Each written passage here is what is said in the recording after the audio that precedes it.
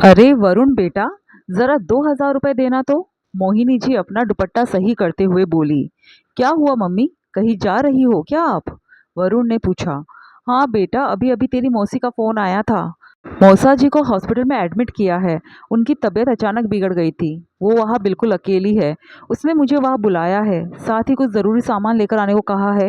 हालांकि सामान तो 500-600 रुपये का ही है, पर मुझे वहाँ पैसों की ज़रूरत पड़ गई तो इसलिए एक्स्ट्रा पैसे मांग रही हूँ। ला जल्दी से पैसे दे दे ताकि मैं यहाँ से निकलूँ, फिर सामान भी तो खरीदना है। मोहिनी जी एक ही सांस में सब कुछ बोल गई। उनकी बात सुनकर वरुण ने अपनी पत्नी जीविशा की तरफ देखा। जीविशा उसे घूर रही थी और उसने इशारे से उसे पैसे देने से साफ मना कर दिया। तभी मोहिनी जी ने कहा, वरुण सोच क्या रहा है, जल्दी कर, वहाँ मौसी अकेली है, वो परेशान हो रही होगी। ये सुनकर वरुण थोड़ा हकलाते हुए बोला, वो दरअसल मेरे पास पैसे नहीं हैं। उसकी बात सुनकर मोहिनी जी हैरान होते हुए बोली, पैसे नहीं है? क्या मतलब? अभी कल ही तो तू एटीएम से 20,000 रुपये निकाल कर लाया था। और फिर मैंने भी तो तुझे कल जमा कराने के लिए मेरे पेंशन के पैसे दिए थे, जो मैं बैंक से लेकर आई थी ज़रूरी काम के लिए, जिसे तू बैंक में जमा कराना भूल गया था। वो पैसे भी तो है। इससे पहले वरुण कुछ कहता उसकी पत्नी जीविशा बोली, मम्मी जी वो 20,000 रुपये तो हम घर के राशन, बिजली के बिल और खर्चों के लिए लेकर आए थे। उसमें तो आधे से ज़्यादा पैसों का हिसाब भी हो गया। हाँ लेकिन पेंशन के पैसे भी तो होंगे ना, मोहिनी जी ने कहा तो जीविशा बोली, देखिए मम्मी जी, आपके खर्चे भी तो हमें ही उठाने पड़ते हैं, तो भला उन पेंशन के पैसों पर आपका क्या हक? ये सुनकर मोहिनी जी हैरान रह गई।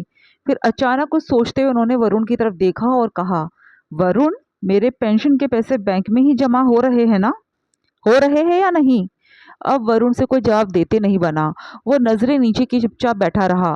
मोहिनी जी को समझते देर नहीं लगी कि उनके पेंशन के पैसे कोई बैंक में जमा नहीं होते, बल्कि ये लोग अपने पास ही रख लेते हैं। तभी उनके बैंक की पासबुक तक उन्होंने अपने पास रख रखी है। उसे यूं चुप देखकर मोहिनी जी को और गुस्सा आ गया और वो वरुण पर चिल्लाते हुए बोली, वरुण, तुझसे पूछ रही हूं मैं, जवाब क्यों नहीं दे रहा है? पैसे बैंक में जमा होते हैं या खुद खर्च कर देते हो? जब मोहिनी जी ने डांट कर पूछा तब वरुण ने कहा, मम्मी, आपका खर्चा भी तो मैं ही उठाता हूँ, तो आपके पेंशन के पैसों पर भी तो मेरा ही हक हुआ ना। और फिर पैसे घर में ही तो खर्चे हो रहे हैं, क्या करोगी बैंक में पैसा जमा करा के? वैसे भी आपकी तो उम्र हो गई है। क्या माँ होने के नाते तेरी कमाई पर मेरा कोई हक नहीं है? जो मेरे खर्चे भी तू मेरे पेंशन के पैसों से ले रहा है, वो भी तब जब तेरी कमाई अच्छी है। फिर भी तेरी नज़र पेंशन के कुछ 1,000 रुपए पर ही गई। बोलते बोलते मोहिनी जी की आंखों में आंसू आ गए। मम्मी जी, अब आप रोना धोना छोड़िए। हमें इमोशनल ब्लैकमेल करने की ज़रूरत नहीं है। वैसे भी इनकी कमाई पर इनके परिवार का हक है, आपका नहीं। अब आप हमारे साथ रहती है तो बदले में अगर कुछ पैसे रख लिए तो गलत क्या है?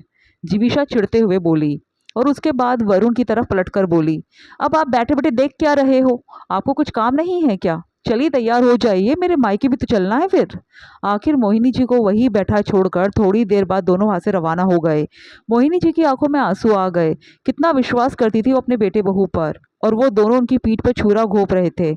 उनके लिए यकीन कर पाना ही मुश्किल हो रहा था। मोहिनी जी के पति सरकारी मुलाजिम थे। वरुण जब अपनी पढ़ाई पूरी कर नौकरी की तलाश में ही था, उसी समय एक हादसे में उनके पति की मृत्यु हो गई। मोहिनी जी भी पढ़ी लिखी थी, पर खुद नौकरी करने की जगह उन्होंने वरुण को अनुकंपा नौकरी दिलवा दी। वैसे भी आज के ज़माने में सरकारी नौकरी मिलना बहुत मुश्किल है। साथ ही मोहिनी जी को विधवा पेंशन भी मिलती थी। घर में सारे खर्चों का बोझ वरुण ने अपने कंधों पर ले रखा था, जबकि मोहिनी जी की पेंशन के पैसे बैंक में आते थे और वो वही जमा हो जाते थे। वरुण की शिक्षा अच्छी थी और वो मेहनती भी था। ये देखकर उसके लिए रिश्ते आने लगे। अभी 10 महीने पहले ही जीविशा के साथ उसकी शादी हुई थी। उनकी शादी के 4 महीने बाद ही वरुण ने मोहिनी जी की बैंक की पासबुक अपने पास रख ली, ये कहकर कि बार बार पासबुक उनसे लेनी पड़ती है बैंक में पैसे चेक करने के लिए। पर मोहिनी जी ने कभी भी पासबुक मांगी नहीं। उन्हें अपने बेटे बहू पर बहुत भरोसा था, लेकिन इस भरोसे का ये अंत होगा, उन्हें ये उम्मीद नहीं थी। खैर तभी उनके मोबाइल की रिंग बजी। देखा तो उनकी बहन का फोन था। उससे बात कर मोहिनी जी पड़ोस में रहने वाली अपनी सहेली चंचल जी के यहाँ गई और कुछ पैसे उधार लेकर अपनी बहन के पास हॉस्पिटल सामान लेकर पहुंची। घर की चाबी वो चंचल जी को ही दे आई थी। शाम को जब वो घर वापस लौटी तब तक बेटे बहू दोनों घर आ चुके थे। उनके घर में घुसते ही वरुण ने पूछा, मम्मी कहाँ गई थी आप? तुम्हारी मौसी के पास गई थी, उसे मेरी ज़रूरत थी, पर पैसे तो नहीं थे आपके पास, फिर ऐसे कैसे चली गई आप? जीविशा ने बीच में आते हुए कहा। चंचल से कुछ पैसे उधार लेकर गई थी।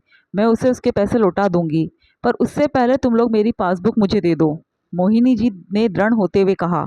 अरे वाह, एक तो हमसे पूछे बगैर आप चंचल आंटी से पैसे उधार लेकर चली गई और ऊपर से पासबुक भी मांग रही हो।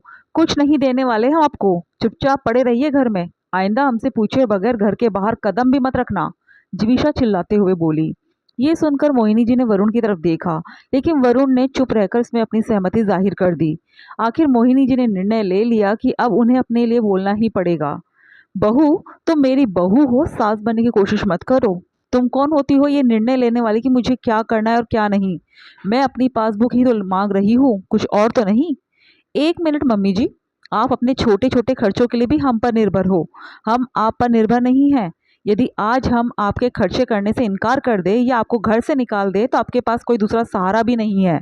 इसलिए ज़रा सोच समझ कर कदम उठाइए, हम मजबूर नहीं हैं, जीविशा ने चिढ़ते हुए कहा। उसकी बात सुनकर मोहिनी जी मुस्कुराते हुए बोली, बेटा ऐसी गलती कर मत लेना, पढ़ी लिखी तो मैं भी हूँ। माना कि विश्वास ही विश्वास है, मैंने पासबुक वगैरह तुम लोगों को रखने को दे दी, पर कानून अच्छे से जानती हूँ। ये घर मेरा है, इसलिए यहाँ से तुम लोग मुझे नहीं निकाल सकते, बल्कि मैं तुम्हें निकाल सकती हूँ।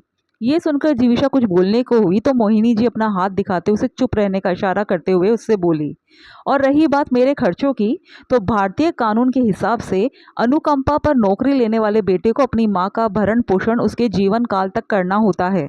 यदि उसने देखभाल करने से इनकार कर दिया तो उसे अपनी सैलरी का एक हिस्सा अपनी मां को गुजारा करने के लिए हर माह देना पड़ता है। बेटा अपने इस दायित्व से मुंह मोड़ता है तो विभाग की ओर से सेवा से बर्खास्त करने की कार्रवाई की जा सकती है। अब ये तुम दोनों पर निर्भर करता है कि तुम लोग क्या चाहते हो। ये सुनकर जीविशा चुप हो गई और वरुण की तरफ देखने लगी। वरुण के माथे पर पसीने की बूंदें चमकने लगी। ये देखकर मोहिनी जी ने कहा, बेटा मैं तुम्हारी माँ हूँ, तुम लोगों को घर से नहीं निकाल रही हूँ, वरना ऐसी हरकत करने के बाद तो तुम लोगों का इस घर में रुकना बनता ही नहीं है। लेकिन हाँ, अब तुम पर आंख बंद कर विश्वास भी नहीं कर सकती, इसलिए मेरी पासबुक ही मुझे दे दो। अपने अकाउंट को मैं खुद हैंडल कर सकती हूँ, और अगर मेरे खर्चे करने में तुम्हें एतराज़ है तो हर महीने एक फ़िक्स अमाउंट मुझे खर्चे के तौर पर दे दिया करो। और ये बात अच्छे से याद रखना कि मैं आज के ज़माने की माँ हूँ, अगर अपने बच्चों पर विश्वास करना जानती हूँ तो गलती करने पर उन्हें सज़ा देना भी जानती हूँ। मोहिनी जी की बात सुनकर दोनों से कुछ कहते नहीं बना। दोनों को समझ में आ गया कि माँ रोने धोने वालों में से तो नहीं है। आखिर वरुण ने मोहिनी जी की पासबुक उन्हें वापस दे दी। मोहिनी जी ने बैंक में लॉकर लेकर घर के पेपर्स और अपने गहने उसी में रखवा दिए। लेकिन अब वो अपने बेटे बहू पर आंख मूंद कर विश्वास बिल्कुल नहीं करती थी। अपने सब निर्णय वो खुद लेती थी, लेकिन बेटे बहू भी अब ज़्यादा कुछ नहीं कहते थे। जानते थे कि अगर नौकरी चली गई तो आज के ज़माने में सरकारी नौकरी मिलना बहुत मुश्किल है।